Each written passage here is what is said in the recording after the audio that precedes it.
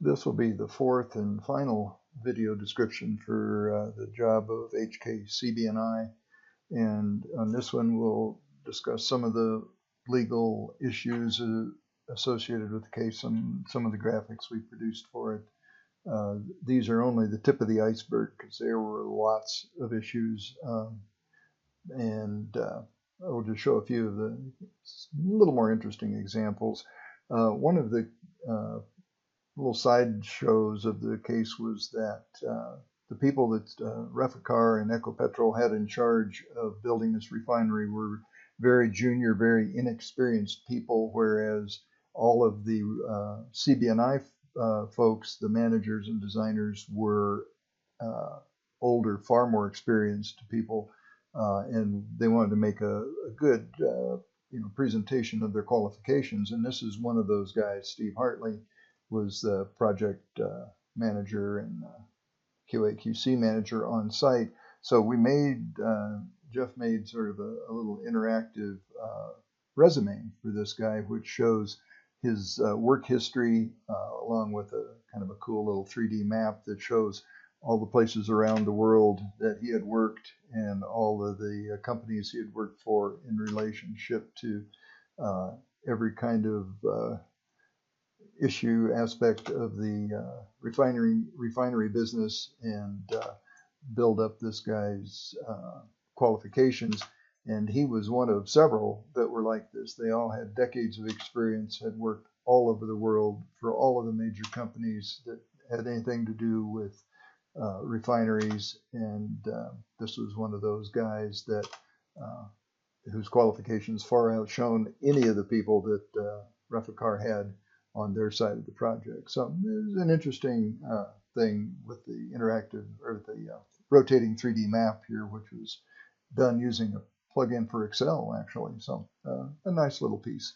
So that was the first one of those issues. The second one here is the local labor issue, and the attorneys set this up as what Reficar knew then versus what they say now, because of course now at the end of the project they're claiming that CB&I screwed this thing up, when all along they had been warned that there weren't enough people in Colombia that could do this job. So we started the story out with what Reficar says now. They say in a quote from their claims, CB&I failed to staff the project with the appropriate number of skilled workers. CB&I failed to find sufficient skilled craftsmen. CB&I failed to obtain adequate numbers of qualified subcontractors. CBI's labor problem was self-inflicted. So that's their sour grapes claim now, either from Reficar or their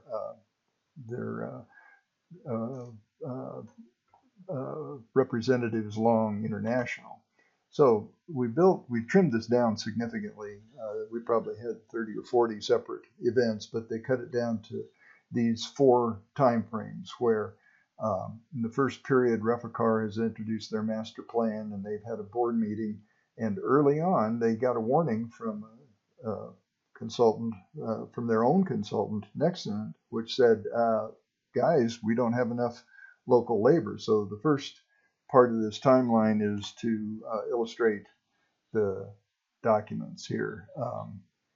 They're, Nexent, their independent representatives of labor across all different disciplines for engineering, procurement, and construction is a concern in the current near market environment. So they've had a warning. They got risks warnings, and local labor is it's generally accepted that by Reficar that the workforce will be drawn from Colombia.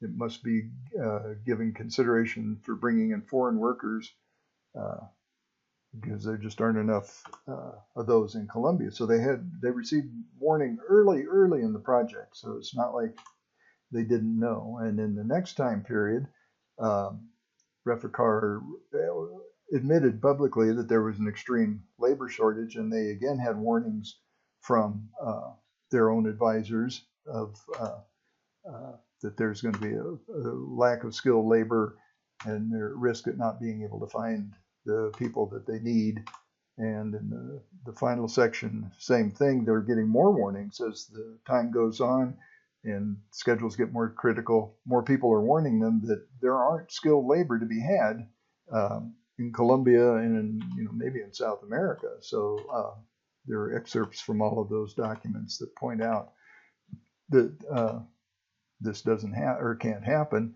And then finally, here in the last time frame, Reficar kind of admonished CB&I. It said it is your duty to hire Colombian people, and we hereby remind CB&I that they must, hire Colombian. And then at the end, they're publicly making a big positive point out of it. They said, "Oh, we've created 25,000 jobs, and 95%'s been filled by Colombian workers."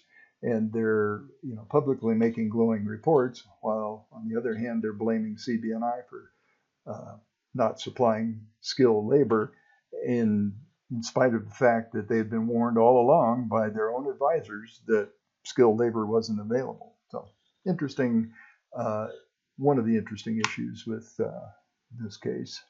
And then the last one we'll take a look at is kind of following the same theme. The delays and cost overruns were not really the fault of CB&I. They were the fault of mismanagement and decisions made by Reficar and Ecopetrol. One of those was this front-end loading issue. And front-end loading basically says you design it and then you build it. You don't design it, then change your mind and redesign it, and then start construction and then redesign it, and go down that crazy route of never getting a finished design. So this is what Reficar really did, and we started this out by citing all the authorities that said you can deviate from this process, but the burden is going to be on the owner for messing up the system and not letting engineering finish before you try to build the silly thing. So we point out that not only we, but the authorities say that front-end loading is an owner-driven process that all the authorities here agree is the decision of the owner, not the decision of the prime contractor, and the owner bears the responsibility. And this was an excerpt from this independent project analysis group that says, here's the flow chart of how front-end loading should work, and there are decision gates along the way. That first you plan the business, and then you set the scope, and then you do project planning and execute, and then you go into operations. And at every point there's a decision to be made. And so we just said, at the end of front-end loading, you should have closure on the shaping and closure of the project scope. This is what you should do if you're going to minimize your costs and do this thing right. And at the end of step 3, you should have all of these things that were preliminary should now be definitive before you dive into executing it. And even one of the leading authorities points out this danger of the I want it now temptation, is that companies think they can make more money by getting it now, and they'll say, construction and engineering costs be damned, we'll do it anyway. And the authorities warn about that. This is what you're going to bite off if you do this. And this is exactly what Reficar did. They violated the primary rules of what all the people told them. So the point was that it is indeed, here are some of the examples of how they short-circuited that process. That it's the owner's decision. He can do it, and he has to bear the cost of whatever that does, because it's going to screw up your design and engineering construction project that, publicly they're trying to say, oh, we're minimizing costs, but they're in the background, they're making decisions that absolutely go against that and make this thing cost more and take longer. And so anyway, they gave directives that were exactly out of the normal process for this, and took away any of CB&I's responsibility for it. So their own people recognized that, and they made the decision, we're confident that unforeseen increases in project costs caused by this approach will far outweigh the increased earnings or be far outweighed by increased earnings.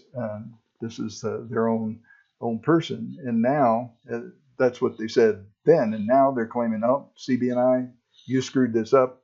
It's your fault that it took so long and cost so much more, when we've got direct evidence that Reficar made those decisions on their own and knowingly violated the standard procedure for doing it right. So anyway, that's a sample of some of those legal issues. The final one I'll show is relates to invoicing and how Reficar, throughout the scope of the project, quit paying. Of course, during this project, CB&I is submitting bills for for labor, for engineering, procurement. They're trying to make this project go along, and Reficar is supposed to be paying these bills. And there were, I think there are 15,000 displayed here. So let me start into this. So what we did is we put a dot on for every invoice. So every block here represents an invoice. And this is from the beginning of the project. And if the invoice was paid, it turns green. And if it turns red here, it's in dispute, or Reficar didn't pay it. So early on, there's a few that don't get paid. And as we progress through time, more and more of these invoices are submitted, and more are starting to be rejected, until we go through the 7 years of this project, and toward the end of it, Reficar quit paying altogether. There's a vast majority of red unpaid invoices compared to the beginning of the project, and we've got an overlay here that shows some of the milestones. Like here was when the engineering, procurement, and construction agreement were signed. Things were, maybe that's reasonable. Some of them get rejected, or some of them have issues, but the majority are paid. There was a memorandum of understanding, MOU, here that came about in February of 2024, and then another agreement was signed in October, and we're getting more and more red accumulating here. And handover of the facility was intended to be here in 2015, and by the end, Reficar just flat quit paying. And there's a whole argument, a whole number of reasons behind that, but this was a nice way to demonstrate what the heck went on with, I think it's 15,000 invoices that were submitted, and this trend of starting at the beginning of paying like they should have been, and as you progress through the project, by the end they just flat quit paying altogether, putting CB&I in quite a spot to try to have to finish this project. So anyway, those are the highlights of some of the legal issues that we produce graphics for in this case.